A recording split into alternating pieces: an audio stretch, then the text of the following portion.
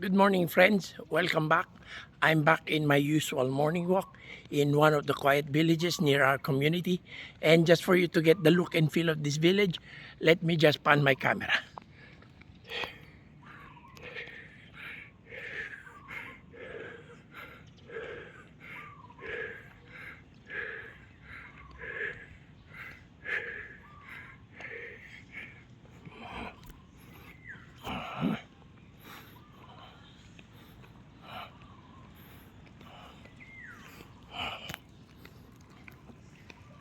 As you can see, I'm literally walking in the middle of the street.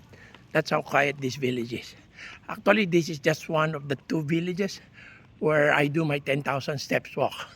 And yesterday, I was able to clock in at 18,545 steps. The weather was good early on, so I had a good walk.